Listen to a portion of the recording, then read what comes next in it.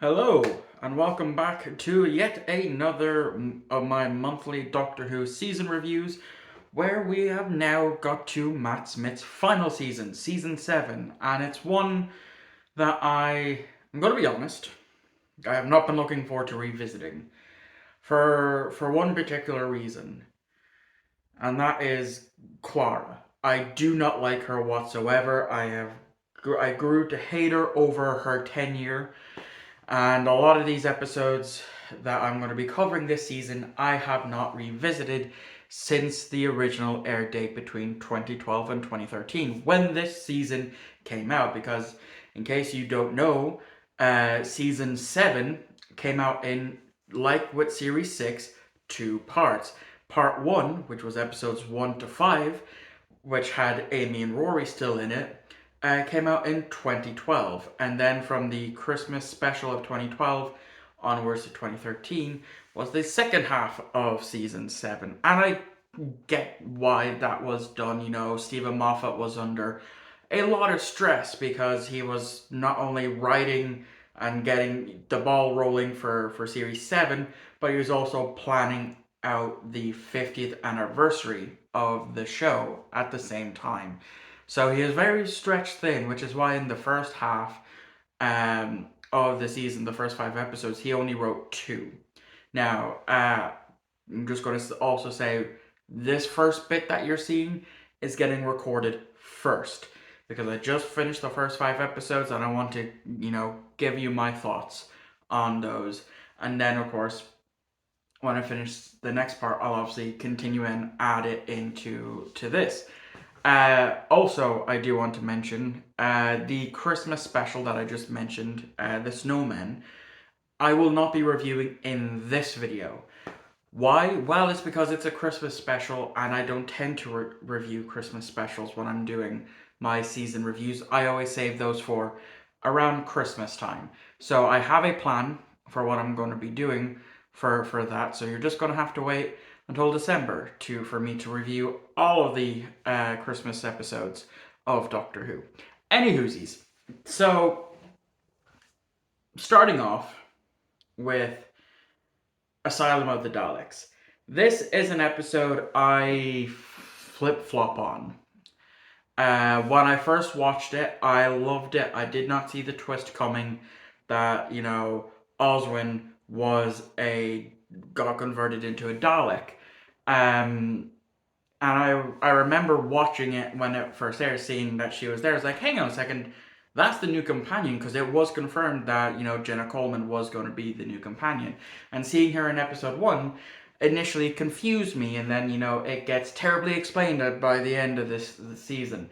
Anyway, the episode on this rewatch, because I have rewatched it a few times since it originally aired, it's not that bad. I like the idea that the Daleks just, instead of fixing up the Daleks that survive battles and especially survive the Doctor, instead of fixing them up, they could be mentally deranged, so they just fuck them down onto this planet and let them have free reign. I also like, and I wish they would kind of utilize it a lot more, because it does get utilized in Matt Smith's final episode, the whole nanobots that can convert people into Dalek-like creatures. Being able to have the eye stalk come out of the forehead and the gun come out of the hand. I think that's a very neat idea that like I said, I wish they used more, but they don't. It's only seen in 2 episodes, and then it is completely forgotten about, and any other time that the Daleks have appeared. Another thing, this is the last time that we see the Paradigm Daleks, because this is the first proper Dalek story since Victory of the Daleks back in Series 5, which a lot of people hated the Paradigm Daleks.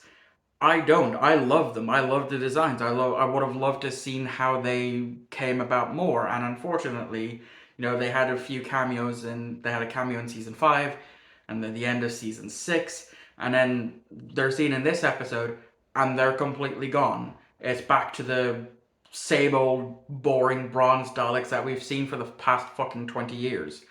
I would like to see an update version of the Daleks. You know, it's been 20 years. The classic Doctor Who constantly changed the Daleks over the tenure of the classic Who. But for us, we try it once and everyone kicks up a shitstorm and forces the writers to go back to the classic design, the bronze design, and I just want new designs. That's where I'm at with the Daleks. I want new designs and I want better stories because they haven't really had that great a track record in recent times. But anyway, yeah. So the episode, I like it. It's not bad.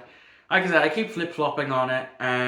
You know, as Jenna Coleman's first episode that we see her, not the one that she recorded, because as I mentioned, and I will mention, the episodes are all filmed out of order. So I don't know if this was her first time filming, or if they had already, you know, filmed other stuff.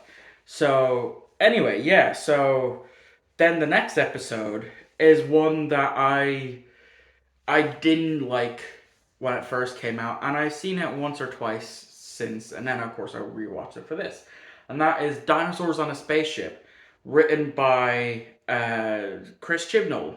Yes, it's the Chibnall script, and I'm going to be quite honest. As I said, I did not like it when it came out, and on this rewatch, it's not that bad. It's not great by any means, but it's an interesting story. You know, it's interesting in the fact that, you know, we learned that not only did some Silurians go hide, some of them took the dinosaurs and went into space to find a different planet. You know, because of when the first eclipse happened, they thought they were fucked, and it's also, you know, in this episode that the Doctor fights the first Doctor, not playing the first Doctor. I should probably clear that up. It's David Bradley is in this story. That's why I made that joke. And you know, the Doctor doesn't hold back any mercy. He kills David Bradley's character. Um, and he is also the first episode to introduce us to Rory's dad, because we obviously seen Amy's mother and father at the end of series 5. We never seen them since though, and then we get introduced to Brian, who we do see in another episode. And yeah, Dinosaurs on a Spaceship. It's not the greatest of stories, but it's okay. It's okay. I definitely enjoyed it on this rewatch. The next episode, The Gunslinger, is an episode that I have not watched since it originally aired 11 years ago. Yeah, it's been 11 years since Series 7 Part 1. Uh, God, we're all getting old. But I didn't like it on first viewing. I definitely remember not liking it. And it's another okay episode. That's to me, it's not the greatest Toby Whithouse story, because he has written some fantastic stories for Doctor Who. To me, it just felt okay. Like, it's nice seeing the Doctor's rage and all that. You know, dealing with this doctor, alien doctor, that genetically altered people into killing machines, and it's, like I said, it's okay. It's not the greatest. It's a little tad overrated in my opinion, because a lot of people do like Gunslinger. Uh, to me, it's just okay. The next episode, though, is one I absolutely hated, and I really, really did. And that is, of course, The Power of Three. Again, written by Chris Chibnall. And uh, the episode grew on me, and it still has grown on me. It's still actually a really good episode. And kind of headcanon here, you know, the episode opens and ends with a monologue from Amy talking about the time that the Doctor came to live with them. My headcanon is, because it is canon slash not canon, that there is a deleted scene of after that was going to be added into Angels Take Manhattan, which is the next episode, of Amy and Rory's adoptive son from New York going to Brian, who's waiting for them. pulling the same thing that happened in Blink with Sally Sparrow's friend, and so on and so forth. So that's my headcanon, that she's telling this story to her adoptive son about the Doctor, because obviously he'd need to know. There's so many great stories that Amy and Rory obviously have traveling with the Doctor, so why wouldn't she tell her adopted son about the Doctor? And so that's my headcanon. Anyway, the Power 3, like I said, at first I despised it. I thought it was a terrible episode, and it's grown on me.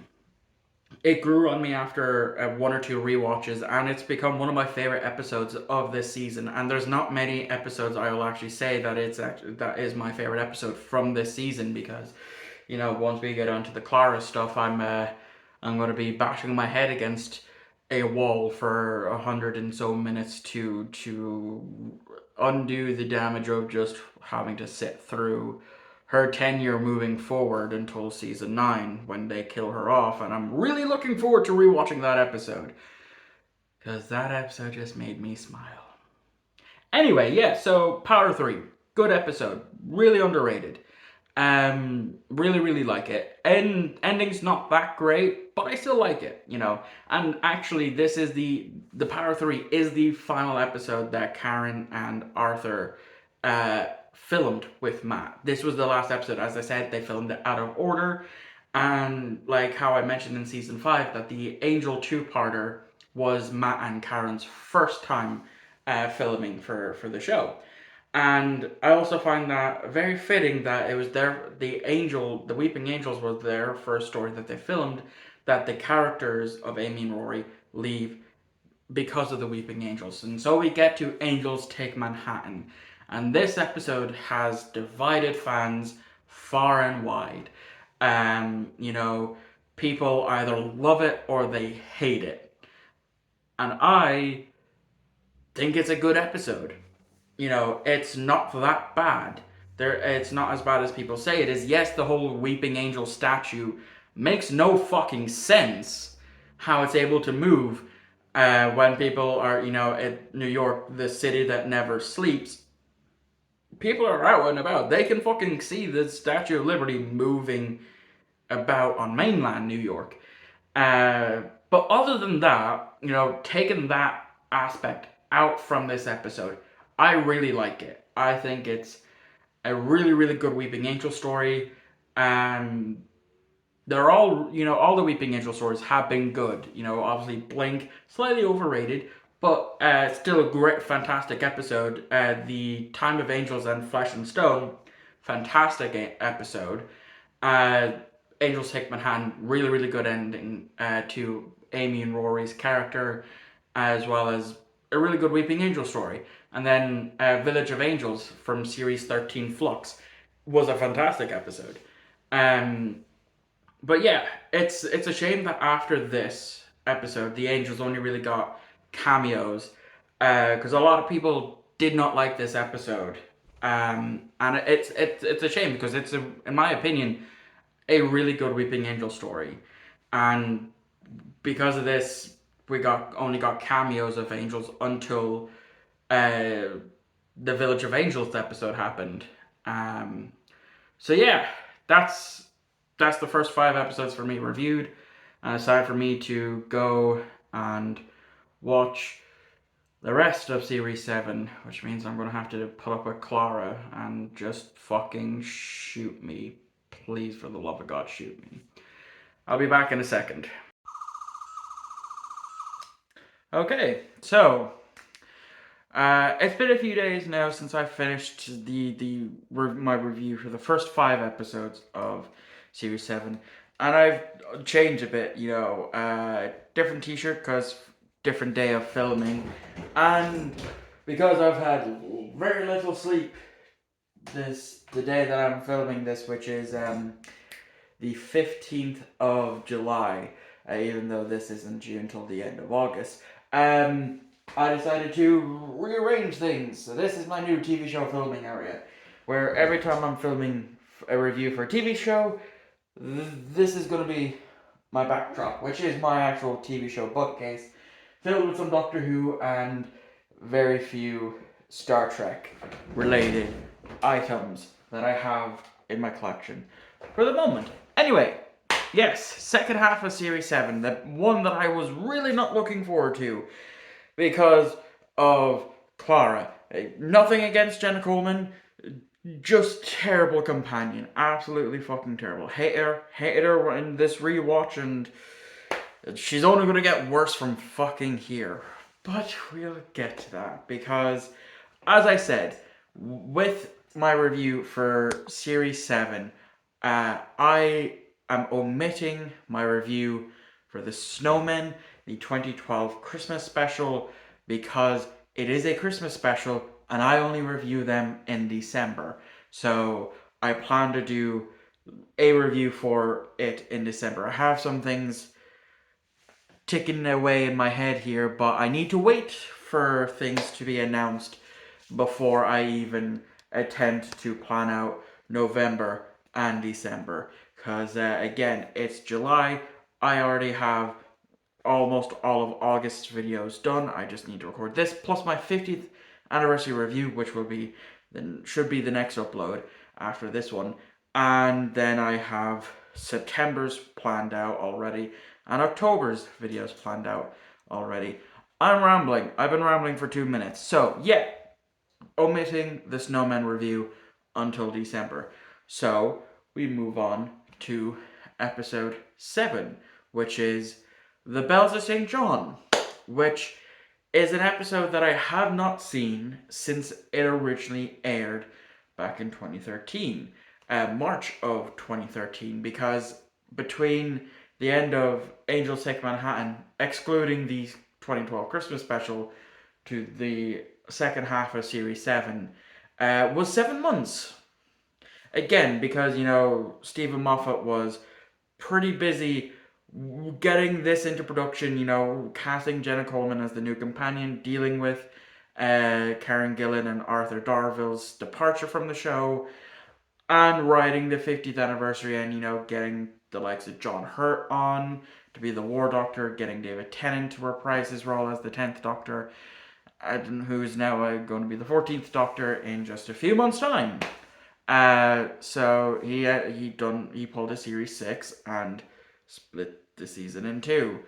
But yeah, The Bells of St. John. Haven't seen it since it first aired. I didn't necessarily like it when it first aired, but upon rewatch, knowing a lot of shit that's happened since this episode aired, holy shit, is it a episode that deserves a proper look at. Because this whole episode is all about don't connect to random Wi-Fi networks at all. And this is where this segment is sponsored by NordVPN. That's a joke. This is not a sponsored video. I'm loopy because I'm tired. Anywhoosies, yeah. So that's the whole premise of this story. Is these people clicking on random unsecure Wi-Fi with a sci-fi twist of being uploaded to the internet. In real life, if you do that, you just have your data stolen and sold, and they could easily download the apps onto your phone through the Wi-Fi. It's a really good episode, surprisingly enough, because of how ahead of its time that this episode was. Again, this came out in 2013 when VPNs and all that weren't all that popular. It was seen where you could just connect to the McDonald's free Wi-Fi for, and trust it. Or connect to a random hotel free Wi-Fi and trust it. Nowadays, you can't be too trusting.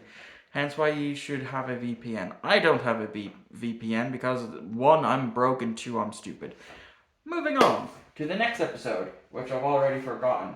So I'm going to need to pull out the DVD because I have my Series 7 on 2 parts for Blu-ray. So, I need to pull out this one. So yes. No, hang on. I have it. Yeah, sorry. I was thinking of part 1. So, after The Bells of St. John, we get The Rings of Akaten, which is a not great episode in my opinion. Everyone overhypes it because of the speech Matt Smith gives in this episode. And it's a good speech, don't get me wrong. It's a fantastic speech. But outside of that, the episode is literally just a different version of The Beast Below from Series 5. Except it's no star whale, but it's something similar, you know. Or it can even be argued that it's the New Earth or New York type of story. Um, in my opinion, it's just not that great. The speech is good, doesn't save the episode though. Um, Following that, we then get to Cold War, which is another episode like the Rings of Akaten actually, and the Bells of St. John, that I have not seen since it aired. When it comes to Series 7, there's not a lot of, apart from doing this review, there was not a lot of episodes that I really returned to. Returned to the first 5 episodes of this show. I returned to Nightmare on Silver, which we'll get to, and I returned to The Name of the Doctor. But Cold War, I like that it's the return of the Ice Warriors. Hate the fact that it's not, the whispering Ice Warrior voice. And I don't like the fact that we got to see an Ice Warrior outside of the armor. It felt very Gorny, the Gorn from Star Trek. That's what it felt like to me on this rewatch, because back when this episode came out, I wasn't as familiar with the Gorn as I am right now. Um, but yeah, it's an alright episode. Could have been a lot better. Really could have been a lot better, in my honest opinion. Moving on to Hyde, another episode that I haven't seen since it aired. And I remember really liking this episode until the last 2 minutes, and then it just nosedived. Because, it's supposed to be this brilliant horror episode. That's what I was geared up to be. Does it say who wrote it? No, it doesn't on the back of this. I forget who wrote it. But it was, built up to be this really great horror story that in the end turned into a stupid fucking love story. Why? Why was that necessary? It didn't need to be. You could have just had the episode end before the doctor went and saved this creature once he figured out that it's supposed to be a love story. That was terrible. Again, in my head, my personal headcanon, the main reason why that is because Stephen Moffat is a knobhead. He didn't write this episode, but Stephen Moffat can't leave things alone. Everything has to be a fairy tale for him throughout his entire tenure. From the 2010 Series 5 all the way up until he left the show. Everything was a fairy tale. No one stayed dead except for Amy and Rory. But then again, how many times have they died from Series 5 to Series 7 Part 1? Even Clara, how many times did she technically die going into the Doctor's time stream? We'll get to that. Um, that's just my personal, headcanon. Again, I'm tired. I'm loopy. It's all good. It's all going to be all over the place. Anyway, moving on. Journey to the Center of the TARDIS. This is another one that I have returned to, and it's a really great episode. Getting to see more of the insides of the inside of the TARDIS. There was a Fourth Doctor story that was supposed to, show off more of the interior of the TARDIS, but budgeting reasons, I think, stopped it. Someone correct me if I'm wrong. That's what I heard anyway. But yeah, we get to see the library. We get to see the swimming pool that was, mentioned all the way back in Series 5, Episode 1, The 11th Hour. Not in the same room, though. They're in two completely different rooms. Great episode, though. Really, really enjoyed it. Sad ending, though, because, throughout this episode, we find out that one of the guys was tricked into believing he was a robot. And then the whole episode just gets, wiped away, and he's still stuck thinking he's a robot being mistreated by his brothers. Even though it kind of shows at the end that there's some hope there, that there's some residual stuff left in the memory of that experience for one of his brothers to start, treat him decently. But he still thinks he's a robot because of his brothers, in their own words, were bored. It's a sad ending for him, being stuck as a robot. Anywhoosies, the Crimson Horror.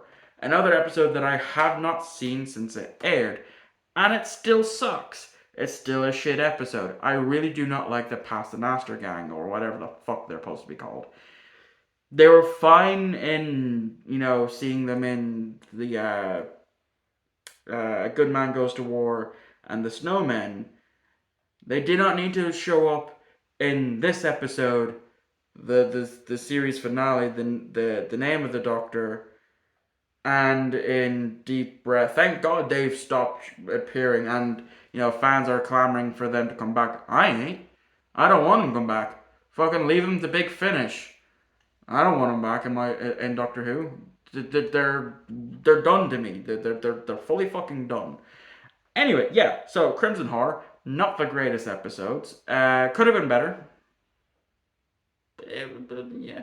As a rewatch, I just thought it was okay. Not the greatest.